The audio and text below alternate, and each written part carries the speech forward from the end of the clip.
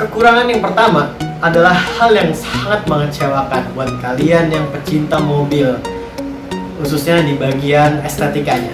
Sebelum kalian menonton video ini, jangan lupa like and subscribe, karena like and subscribe itu gratis guys, biar kalian nanti gak ketinggalan video-video seru lainnya. Terima kasih. Yos, welcome back to my channel. Di video kali ini gue mau nge-share pengalaman gue selama 2 bulan gue menggunakan mobil Toyota Agya TRD Sporty dengan transmisi automatic. Nah, ini dia pengalaman pribadi gue selama gue menggunakan itu. Ada juga kekurangan dan kelebihan yang gue jabarkan. Jadi sebelum kalian membeli mobil ini, ada baiknya kalian menonton video ini sampai habis supaya kalian tahu kekurangan dan kelebihan dari mobil tersebut. Oke, langsung aja kita mulai videonya. Yos!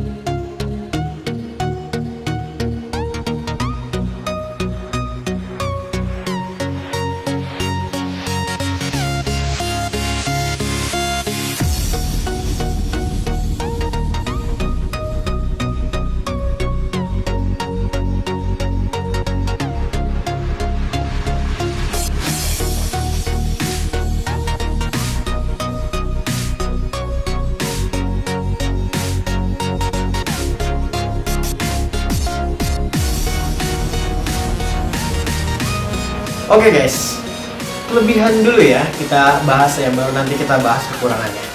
Oke, jadi kelebihan yang pertama itu adalah setirnya enteng. Nah, selama gue pakai mobil ini dibandingin dengan mobil yang lain ya, gue nggak usah sebut merek kali ya. Jadi setirnya tuh lebih enteng dibanding mobil yang lain. Tapi gue nggak tahu sih ya kalau dibandingin dengan sedan atau BMW yang harganya jauh ya. Maksudnya ini dibandingkan dengan harga yang setara gitu ya. Ini setirnya lumayan enteng, kalian bisa menggunakan pakai tangan satu, buat tangan satunya lagi buat ganti gigi, atau tangan satunya lagi buat kalian ngasih uang ke Pak Oga. Jadi itu setirnya lumayan enteng. Yang kedua, kelebihan yang kedua itu adalah bangkunya empuk. Jadi kalian ketika ada guncangan, ketika ada polisi tidur, kalian gak usah khawatir tulang punggung kalian bakalan sakit ya. Karena menurut gua bangkunya itu atau kursinya ya, kalau lebih enak disebut kursi kali ya, itu udah empuk ya.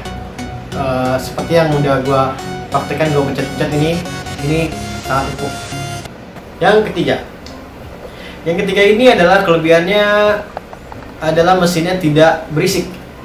Jadi kalian bisa dengar ya dari video ini, tidak terlalu kedengeran suara mesinnya saat kita menghidupkan, saat kita nyetel AC juga. Dia tidak kenceng sekali ya suara AC-nya. Ya mungkin kalau suara AC-nya ditinggiin itu mungkin bisa terdengar ya. Cuman kalau kita dengan speed yang biasa normal itu suaranya tidak terlalu mengganggu. Yang keempat ini adalah stop kontak engine yang otomatis. Nah, dengan stop kontak engine yang otomatis ini tanpa kunci atau keyless, dia lebih mudah untuk digunakan. Jadi kita tinggal masuk, tidak usah nyolokin lagi kuncinya, kita langsung klik tombol start engine-nya dan menginjak remnya, langsung nyala. Jadi kita nggak perlu ribet ya, lebih enak gitu. Itu dia kelebihannya. Yang kelima, nah pas lagi dipakai di perjalanan, waktu itu gue jalan ke tol ya, gue pergi ke Bekasi kalau nggak salah, gue ke tol dari Depok lewatin tol itu di kecepatan tinggi dia nggak goyang ya. Biasanya kan kalau mobil yang kurang stabil gitu ya, di kecepatan tinggi kan ada agak goyang-goyang gitu ya. Nah, sedangkan mobil ini dia stabil gitu, kecepatan tinggi ya seperti kecepatan rendah aja gitu. Cuman memang setirnya memang dibuat berat ya buat supaya safety. Yang keenam ini adalah kelebihan yang menurut gua ke safety ya, dengan dibekali rem ABS. Nah, dia jadi ngeremnya tuh gak terlalu mendadak ya. Terkadang gue kurang suka ya kalau mobil yang gue pernah pakai mobil temen gue, jadi gue ketika ngerem kita ngerem sedikit aja dia ngeremnya langsung mendadak gitu. Jadi itu buat berbahaya sekali ya buat motor yang ada di belakang atau mobil yang ada di belakang. Jadi dia kaget gitu dengan rem mendadak kita. Nah, sedangkan mobil yang ini kita ngerem dikit-dikit ya, dia ngeremnya dikit-dikit gitu. Jadi sensornya tuh benar-benar pas gitu. Dan walaupun ngerem dikit gitu, tapi kalau kita nginjeknya terlalu dalam itu juga bakal ngerem yang pakem. Jadi nggak usah khawatir dengan remnya. Yang ketujuh, bodinya yang kecil ini bikin kita tuh bergerak kemana-mana tuh jadi gampang ini, mau parkir, kita mau parkir di mall atau kita mau belok kiri atau mau mundur, itu mudah dengan bodi yang kecil ya. Tentunya karena kita milih mobil yang kecil ya pasti bodinya yang kecil itu kelebihan lah ya, kelebihannya. Yang kedelapan, nah di kacanya ini bisa kebuka sendiri, otomatis ke bawah. Nah jadi itu lumayan buat gua kalau kita lagi ngasih ke Pak Oga itu yang mencet sekali, itu dia langsung turun kacanya semuanya. Itu gampang banget, jadi kita nggak usah dipencet terus buat ngasih uang ke Pak Oga, jadi kita lebih gampang. Yang kesembilan, menurut gua setelah gua ngisi bensin itu, gua jalan ke Jakarta ya dari Depok itu, gua ngisi 100.000 itu masih ada sisa ya.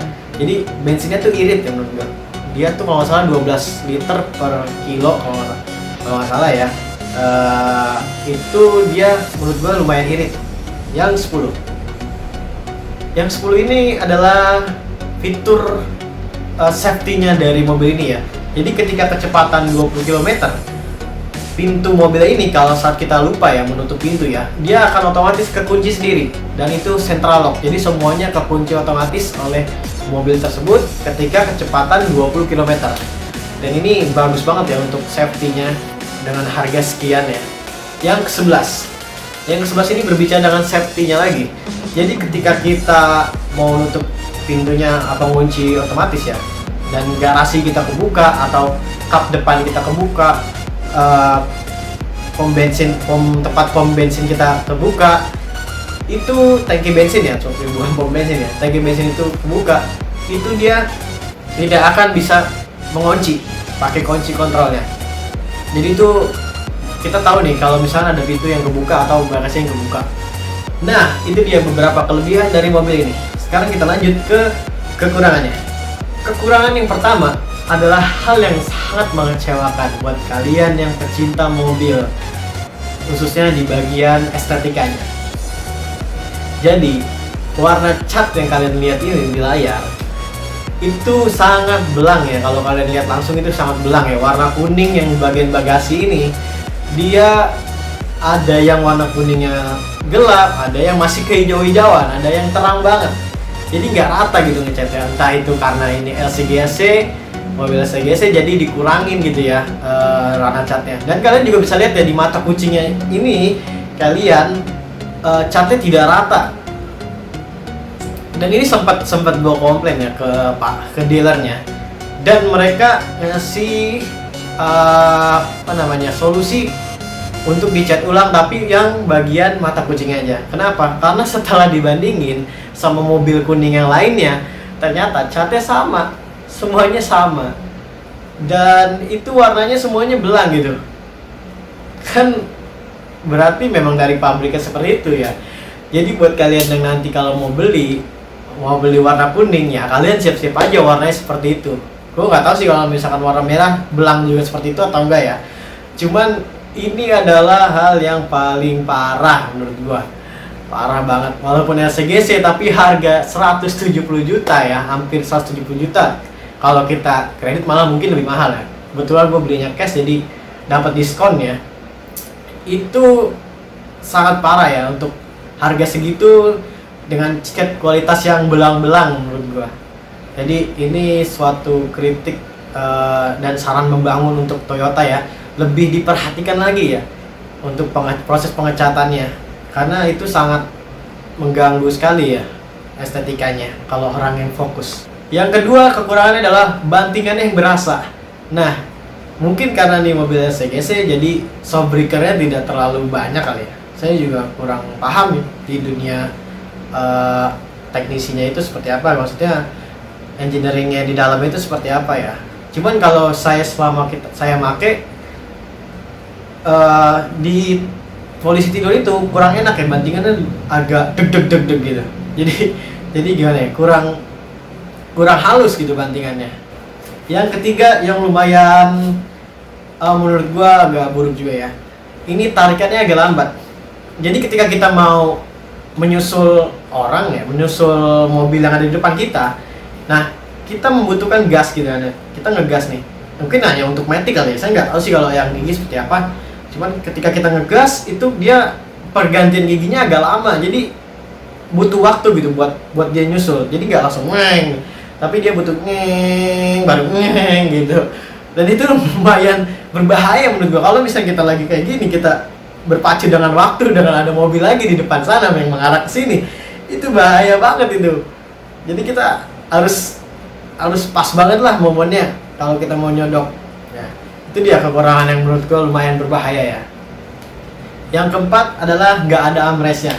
Jadi kalian bisa lihat ya seperti di video ini, gua nganuin tangan gua ya. Jadi ketika kita lelah, kita jarak jauh, kita nggak bisa mengistirahatkan tangan kita di armrestnya. Ya memang sebelah kanan sih ada, cuman sebelah kirinya kita nggak ada armrest ya. Ya mungkin bisa istirahat di pasangan kalian kali ya tangannya.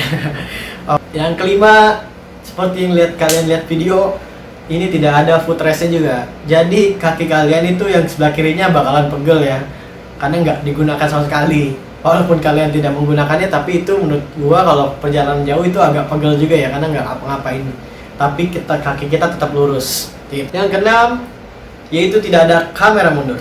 Nah, kamera mundur yang gua pasang ini di video ini adalah gua pasang sendiri dengan, kalau nggak salah tuh seharga berapa ya, 300.000 kalau nggak salah, waktu itu udah lupa juga ya, 300 sampai 500 ya, pokoknya lumayan mahal ya.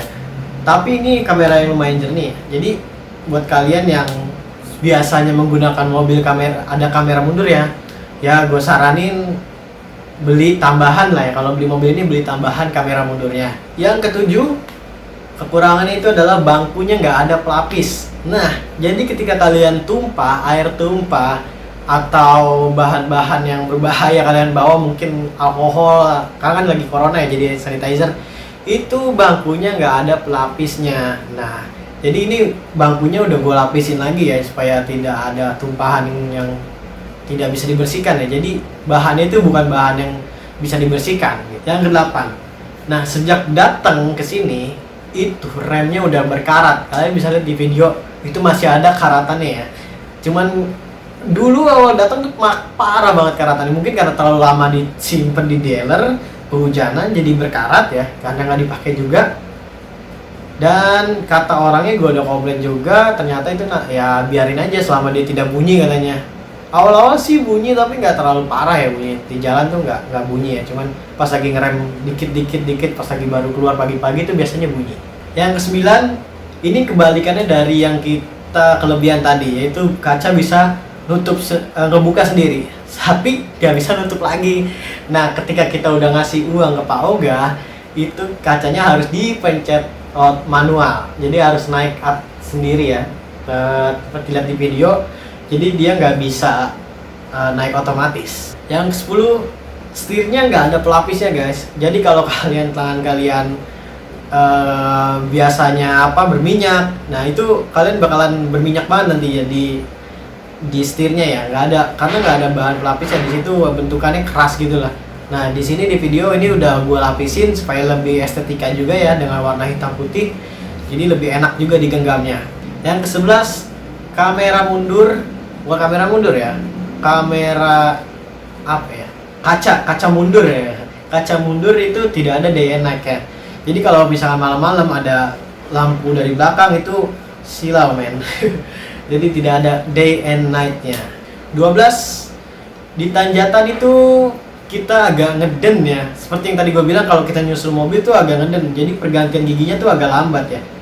Nggak tahu ya kalau misalkan Matic yang lain tuh seperti apa. Cuman menurut gue kalau Matic temen gue sih kayaknya tarikannya kenceng-kenceng aja deh. Tapi tergantung merek, tergantung harga kali ya. Ini kan RCGC juga kan ya. Jadi kita nggak bisa protes banyak kali ya. Atau mungkin memang sekarang modenya seperti itu ya, otomatiknya. Jadi agak ngeden. Waktu itu gue naik sekitar kemiringan 45 kali ya, 45 derajat ada kali ya. Itu dia kayak nggak nyampe ya 45. Itu dia agak ngeden ya, walaupun gue udah turunin ke gigi yang bawah tuh, gigi 2 apa gigi 3 ya. Gue udah turunin ke situ, tapi tetap ngeden. Dan kekurangan yang terakhir adalah bagasinya nggak ada kuncinya. Itu parah banget. Kenapa sih Toyota tidak membuat kunci yang bukan kunci ya, tombol yang manual? Ya mungkin ya ini ya CGC ya, tapi mobil saingannya sendiri, saingannya Toyota yang nggak usah disebut lah ya, itu dia ada gitu kan, pembukanya di belakang di bagasi. Jadi kalau kita mau belanja, kita mau masukin sesuatu itu kita harus buka dari depan. Dari depan tuh ada kunci di bawah. Kalau kalian lihat di video ya, dia tidak ada kuncinya gitu buat buka-buka itu, jadi kita harus buka kunci pakai manual yang ada di kunci wireless otomatis, dan itu ribet banget guys. Oke, mungkin sekian itu review dari gua, dan sekian dari pengalaman dari gua selama 2 bulan gua menggunakan Toyota Agya. Dan menurut gua sih ya lumayan puas lah ya dengan harga segitu ya, karena ini mobil SCGC juga, tapi SCGC yang harganya di atas 100 juta ya. Karena dulu kan harga SCGC kan nggak nyampe segitu, tapi sekarang harganya udah wah gila, low car green cost ya gitu. SCGC. Dan buat kalian yang mau beli, sebaiknya dipertimbangkan lagi apakah kalian cocok dengan kekurangannya dan juga tertarik dengan kelebihan yang gue jabarkan tadi. Itu kalian pikirkan aja ya.